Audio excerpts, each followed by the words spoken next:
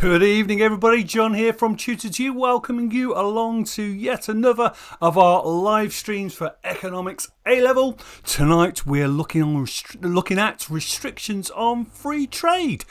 Massive warm welcome to those of you who are joining us live. Just looking at my little clock down there. Wow, welcome to many of you. And a big warm welcome, of course, to anybody watching this on catch-up on replay.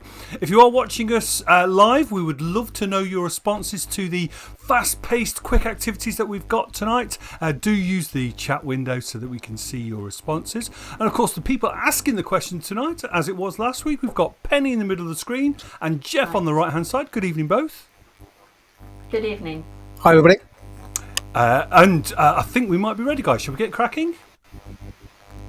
Let's make a start. Let's make a start. Let's go for it. Here we go.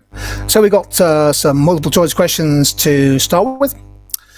Here's a question on comparative advantage. In 1817, David Ricardo developed the classical theory of comparative advantage. Now, what does that theory suggest? The theory of comparative advantage suggests what?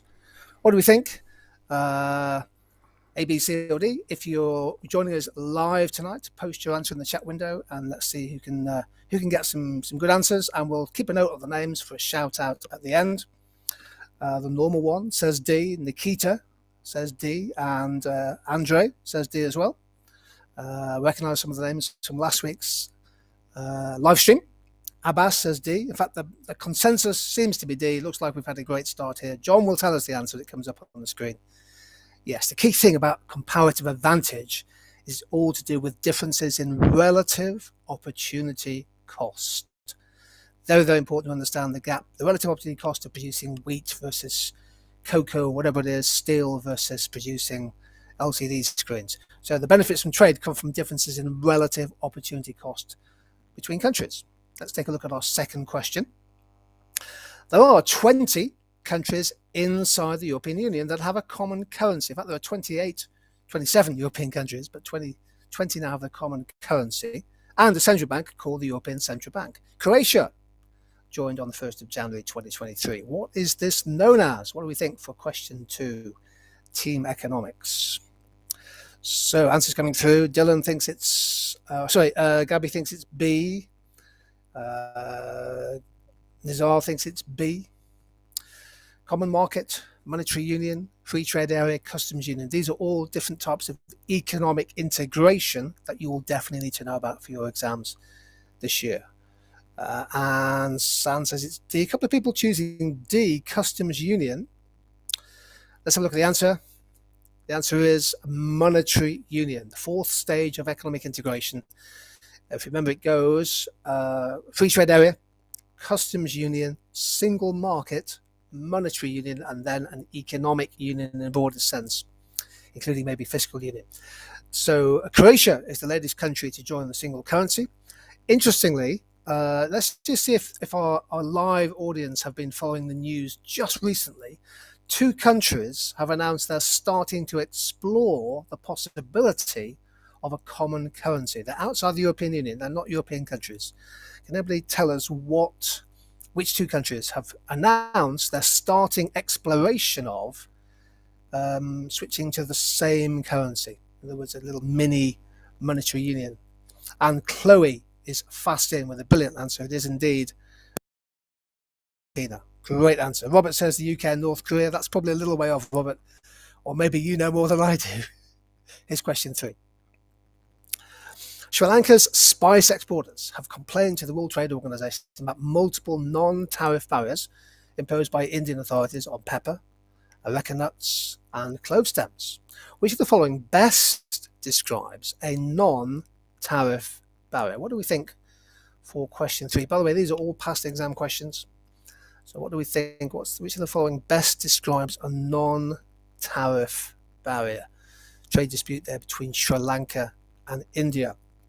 I'll give a shout out to people as the answers come through. Sophie's quickly coming with C. Gabby thinks it's B. Nikita thinks it's B. A bit of difference of opinion on this one.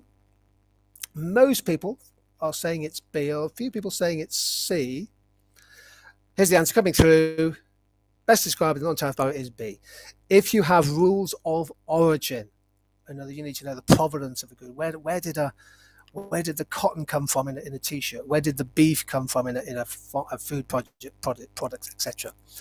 Rules of origin are very important, significant non-tariff barriers, and that's actually one of the issues at the moment in terms of the UK and the European Union post-Brexit. One more question. Question 4. South Korean firms may face non-tariff barriers, or NTBs, following Britain's departure from the world's largest single trading bloc, Brexit. Non-tariff barriers are used by countries to do what? So there's your 4 options. What seems to be the best answer there for the motivation for countries to bring in non-tariff barriers? What do we think? Answers coming through. Sophie says C. Ishan says B. Andre also agrees with Sophie. He says C. And Abbas says C. Sophie comes in with C. Okay. Aaron has said C as well. Let's just check the answer. I think we've got it right here. Yes, the main motivation is to reduce imports, to make it harder. It's a barrier to trade, and over time to rebalance the current account, switch the balance of value of exports and imports. Well done, superstar. Those 4 questions. Hope you did well on those. I'll pass over to Pelly. Thanks, Jeff, and well done indeed to everybody who's having a go at those. Now that we've warmed you up with the reminding you about the ideas about tariffs and trade barriers and so on, let's have a look at something that takes us a bit further. So I'm going to take a moment just to explain the activity here. You can see you're going to have 30 seconds to do it. So you need to be right on the ball when our timer starts. So we're thinking about what are the consequences of an import tariff. So have in your mind what that tariff diagram looks like. And then we're looking at the impacts on domestic output, domestic demand, imports, government tax revenues, and the overall economic welfare. So those are the 5 areas that we're thinking about, written down on the left-hand column of the table here. And what we would like to know is for each of those, is the consequence A, B, C, D, or E? And those are written down underneath the table there. So you've got contraction, expansion, fall in volume, falls, or increase. And just to help you with that, there is also a comment about the consequence, about that consequence of an import tariff for domestic output, the consequence of an import tariff for domestic demand. Okay, so have a look at the left-hand column, the 5 different areas that we're considering, and then think about what will happen to those on the the trade diagram when we put an import tariff in place. So having set you up with all of that, now we're going to start the timer. You've only got 30 seconds. Let's see what you can do.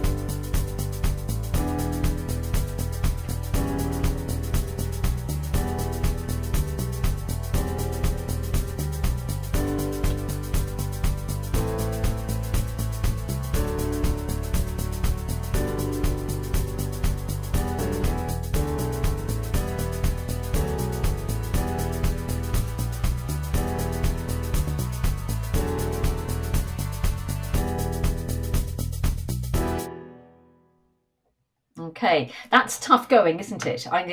To be able to go through all of those in 30 seconds, but I could see several of you came in very quickly. Nikita, Sophie, Gabby all came in very quickly with one. They think one is B, it's expansion, that there will be an expansion of domestic output. Ishan has come in with all 5. Okay, let's have and L and Sophie is following, another Sophie is following up on that. So let's put the answers up, John, and see if they've got them right. There we go. Okay, so domestic output. If you put in an import tariff in place, domestic output is going to expand because that incentivizes, as the comment says, that incentivizes an expansion of output from domestic producers because they can now sell at a higher price.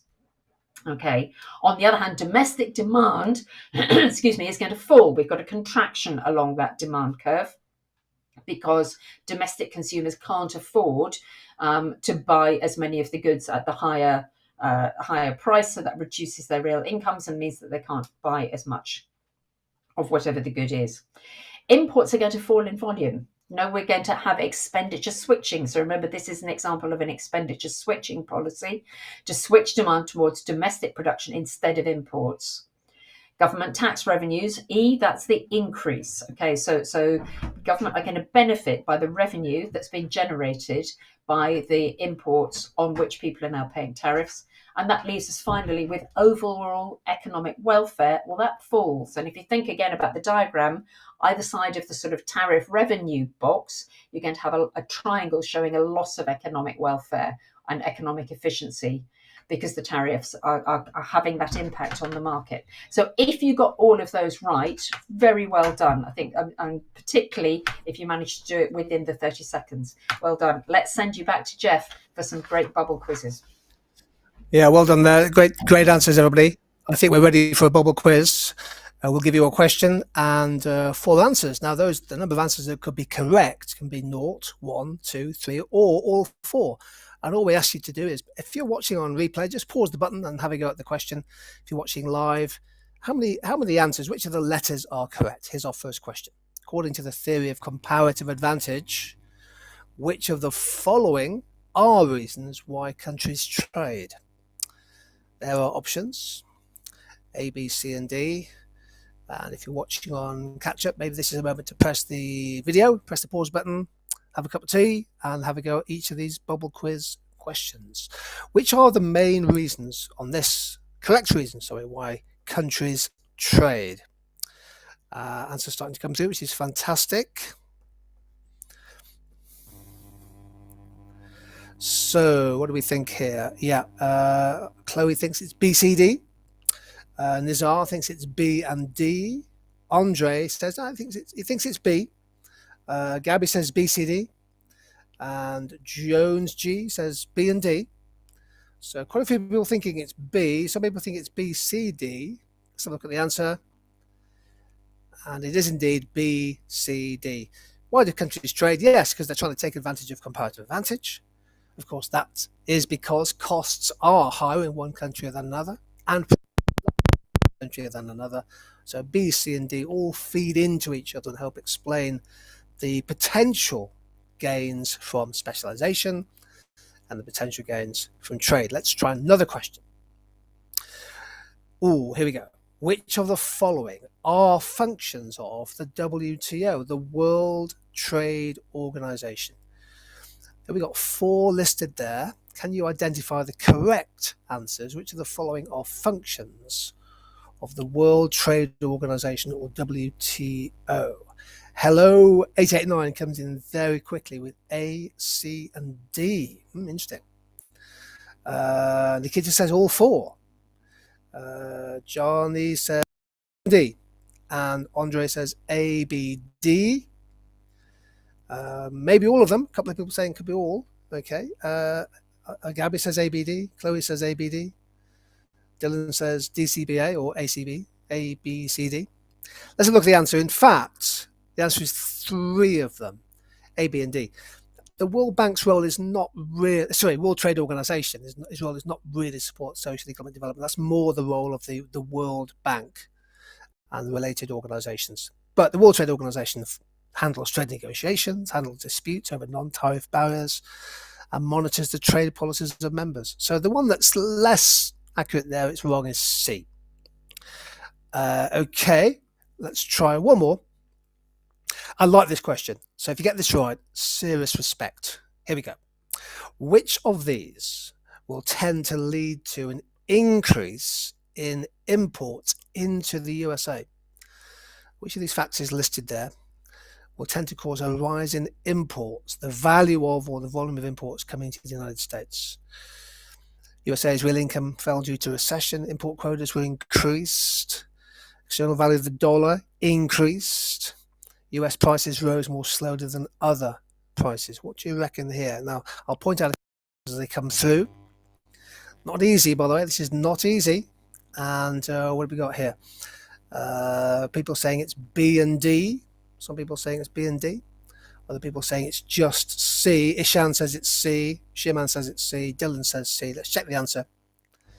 It is indeed just C. Recession, import demand goes down. People spend less. So cyclical fall in demand for imports. An increase in quotas, import quotas. Actually, that could that be right? Import quotas were increased. That allows more imports to come into a country, possibly. So it could be right. People setting B. So the value of the dollar makes imports cheaper. So that should increase the value of imports. But US prices rising slowly, that makes US goods relatively more competitive, which should cause a fall in imports into the USA. Okay, over to Penny.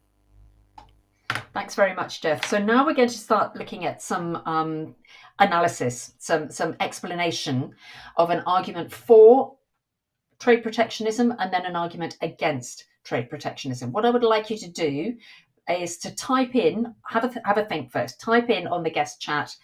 First of all, I'm looking for just arguments for trade protectionism. Why might countries indulge in or introduce trade protectionism?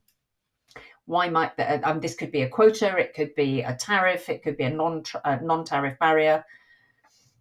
But let's see what reasons that you can come up with that countries might want to introduce trade protectionism as part of their economic policy. Okay, Regam has come in with protect domestic producers and make them competitive. Good, that's a good one. Yeah, we've got protect domestic industries from Shiman.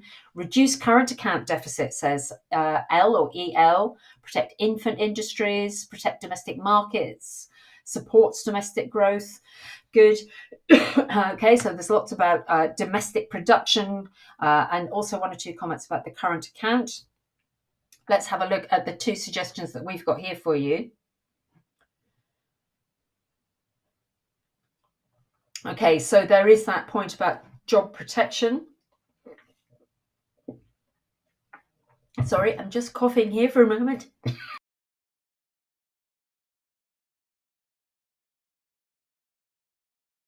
I beg your pardon. Okay, so job protection in domestic industries, absolutely. That is very often the reason that's given for protecting those domestic industries is in order to keep jobs Someone suggesting preventing dumping, allowing domestic industries to grow, particularly if they're infant industries, all very good points. There is also the point that actually it could be a useful way for governments to raise some tax revenues, particularly when they've got a fiscal deficit. And for that, of course, you might want to think about, okay, how much is actually going to be raised? How significant is that? You could do some evaluation as to whether that's really a valid reason for introducing them, because there will also be arguments against. So now let's have some ideas from you, please, about arguments against trade protectionism. Why might it not be such a good idea?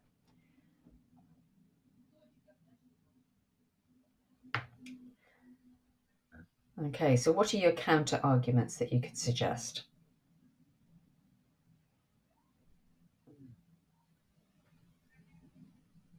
Okay, so 2 or 3 people coming in saying trade wars. Can you say a little bit more about that, please? Gabby is saying limits consumer choice and worsens international relations. Okay. Dylan says retaliation. Again, can you tell me a little bit more there? CG051, it says lower prices for consumers. Is that a good thing or a bad thing? I'm not sure about lower prices. I think if we've got protectionism, we often expect higher prices. Rigam says resources are not allocated efficiently. That's a nice one. Okay, we've got trade wars in here again. Not much choice for consumers, higher price for consumers, says Chloe. Reduced consumer surplus, that would go with the higher prices, wouldn't it? We've got some examples here. Chloe talking about the tariff war between China and the USA that began in 2018. That's great. That's bringing in some lovely application and sort of economic knowledge. John, can we have a look at the 2 suggestions we've got here? And I think we're going to find that certainly the first one that landed there, the risk of retaliation, is absolutely the point that I think most of you are talking about with trade wars. That if you, as an economy or as a country, put tariffs on imports from another country, it's very likely, and what we see very often is that actually what happens is that other country will then put tariffs on imports from your country, imports of theirs. So you will export less as a result. So that's the point about retaliation, and trade wars might mean that you end up exporting less because of retaliatory action. I don't think, unless it came through because there were lots of answers coming through very quickly, and I apologise if I missed somebody saying this, but the regressive effect on income inequality is perhaps also worth thinking about, particularly if you're talking about a tariff, which of course is an indirect tax, and indirect taxes tend to be regressive, don't they? And that means that income inequality perhaps widens because those on lower incomes are affected proportionately much more by the tariff and the increase in prices than those on higher incomes. So that's another area that you could use to explore the effect of some new trade protectionism. Great. Thank you very much. Some great answers there. I'm going to hand you back to Jeff for some more thoughts about the trade diagram. Yeah, thank you, Penny. A couple of points I picked up. I think Het mentioned tariffs could lead to a loss of consumer surplus. I love those kind of answers where you bring in some welfare concepts into the answer to lift the analysis.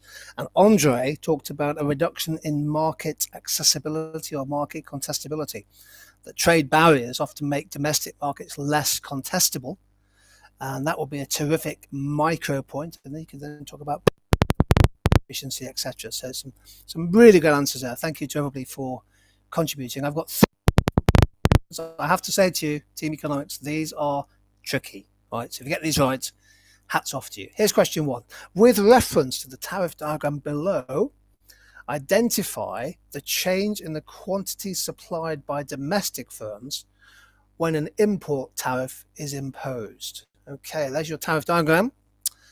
Tariff, of course, causes an increase in the world price. So the supply curve shifts up and the price goes up from P1 to P2. Now, what is the change in quantity produced by domestic firms after an import tariff is imposed? What do we think? I will shout out some of the people who are giving answers. We always appreciate it. A load of people are saying B. Chloe and Andre and Sophie. Deauville is saying B. Dylan's saying B. We think it's B, Q1 to Q2. Let's have a look. The right answer coming up.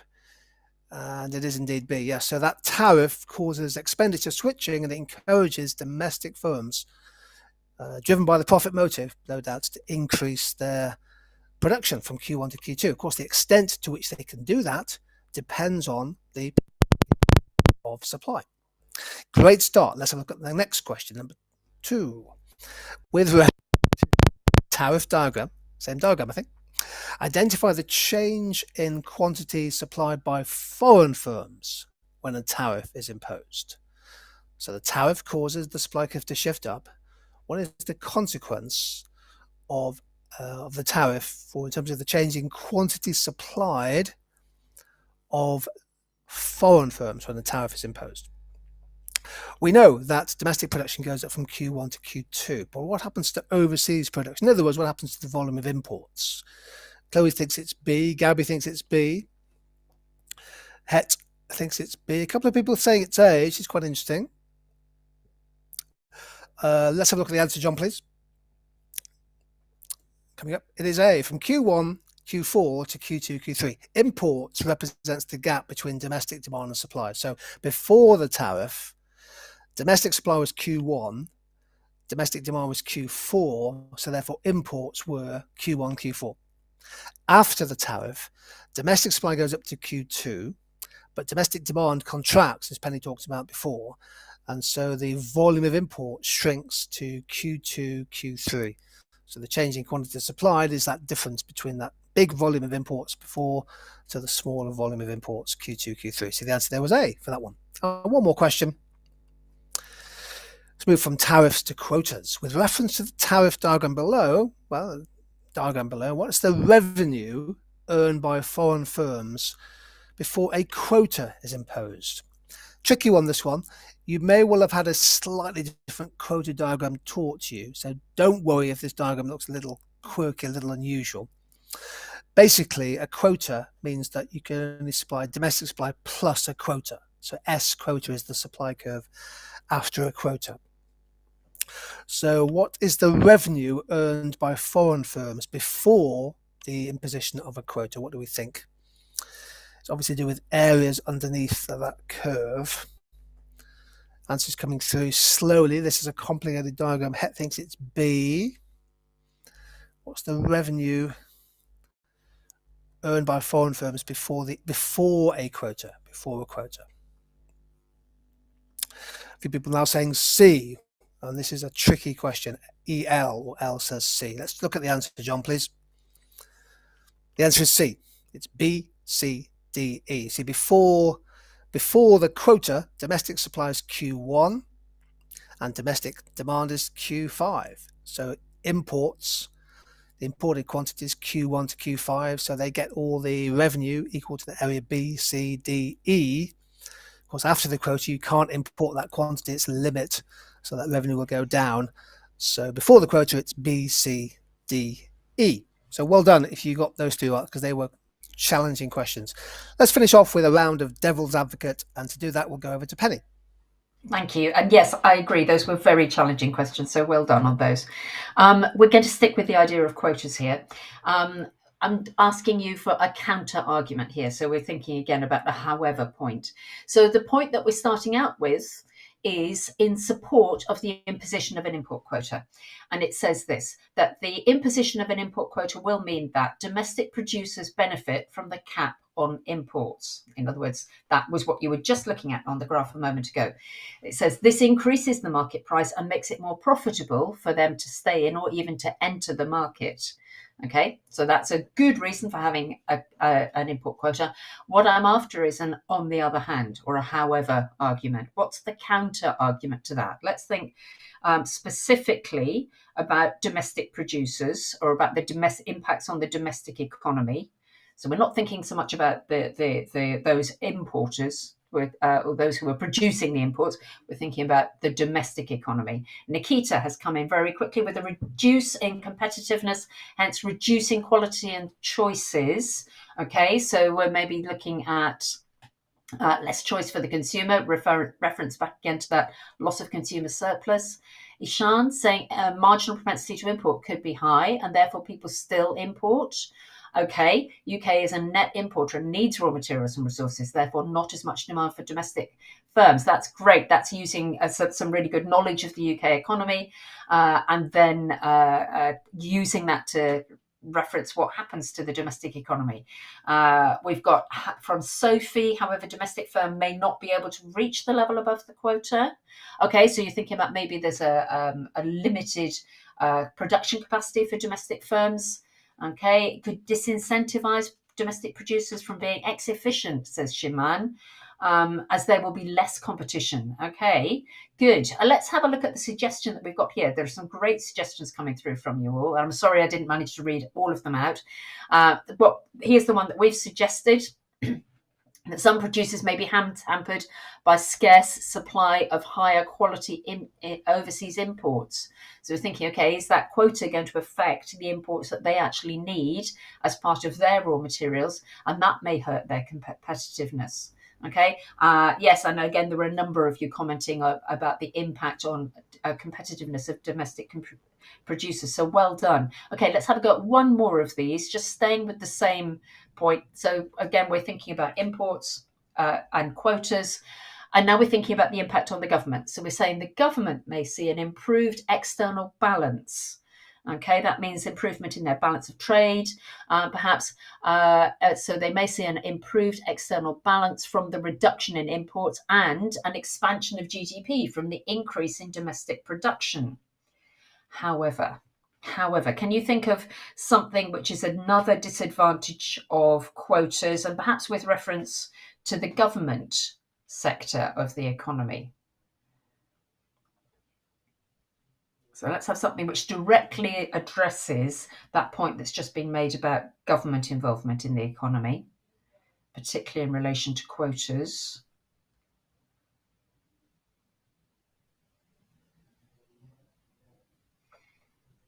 Okay, let's. I agree that this takes some thought. So, someone's saying depends on the price elasticity of demand. Okay, Rigam says with economic growth, inflation can be damaging in the long term. Yep. L did say depends on price elasticity of demand, but then is withdrawing that comment. Let's see if you can come up with some other suggestion instead. Okay, we've got. It's not. It might. Regulation allows the country to be less efficient, I think was the summary of the point there. No expansion of GDP if you've got high interest rates because there's not so much domestic production. Consumption will increase, so it could result in demand pull inflation. Okay. Domestic firms would have increased costs when importing materials and might pass that on to consumers. Yep, okay, but let's again think if we can turn this around to think specifically about impact on or some comment about government involvement in this. John, can we have a look at the example that we've got here? There's no immediate tax revenues from an import quota. A contrast with an import tariff. So the government doesn't actually benefit itself from the production or the imposition of a quota in the same way that they might arguably do if they choose to put a tariff on instead. Okay, lots of good answers there. Here's another suggestion for you, and thank you very much for all of your answers. Well done. Wow, Penny, some stunning answers, I thought, to those last two questions. Really, really good. Thanks to everybody taking part, and some good answers as well to the tariff diagram multi-choice questions, which I thought were John, really can I just pick up one of that? Can I just pick up on the last question there? Sure. A couple of really good answers. People talk about retaliation, and one person just hinted at game theory. That you could actually bring a bit of game theory into the answer. If one country introduces a quota, somebody else retaliates, and there's a net loss of welfare. Once you start efficiency, game theory, people talk about consumer surplus, inflation and things. That's really good evaluation. Great to see at this stage of the year. Absolutely. Yes. As you say, at this stage of the year. And quite a few more weeks to go before the exams. We'll come back to that in a second. First of all, of course, our quick shout out to those people who took part tonight. And again, apologies for not being able to get the names of every single person, but shout out to Sam, Nikita, Andre, Rigam, Abbas, Himat, Devanshi, Nazar, Dylan, Het, Sophie, the normal one, Gappy, Chloe, Jones G, Aaron, Ishan, Chloe, who got Jeff's question about Argentina and Brazil, correct, Shaman, L, Ishan, hello 889, Janvi, and the Riddler came in with a few answers right at the end. Well done to the Riddler. Massive thank you to everybody who took part tonight, of course. And I mentioned, of course, about exams. Exams are feel as if they're a long way away, but they're going to come upon us very, very quickly. We, of course, are going to carry on doing these revision blasts every Wednesday evening, pretty much up until the actual exams. Now, I say pretty much. We're not on next week, so the team are out and about next week. So we're back in 2 weeks' time, the 15th of February, to talk about taxation and public expenditure. We would love to see everybody who has been taking part tonight to join us then, along with any of your friends who might like to get involved as well. Don't forget to like us on YouTube. That always helps as well. That sends people information about what we're up to at Tutor to You. And of course, a quick reminder that if you want to go through some of these questions and answers again, as well as watching this video, you can download the PowerPoint that we've been using tonight. Last people to thank, of course, are Penny and Jeff. Wonderful presentation as usual, both. Thank you very much, and we'll see you all again very, very soon. Goodbye, everybody. Bye. Take care.